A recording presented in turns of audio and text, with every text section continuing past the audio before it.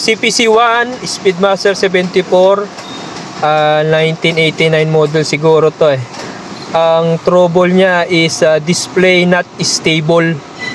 Ang unang nangyari dito is nasira yung 5 volts DC card module nito. So nag-order yung customer ng bago kasi hindi na ma-repair yung power supply. So nung ikinabit ganito na, nung nasira yung 5 volts power supply, marami siyang dinamay na mga cards na nasira, naapektuhan. So kaya malamang nagkaganito to, nag-unstable yung display niya. Sana naman hindi nadali yung pinaka-computer niya. So ongoing pa yung troubleshooting nito.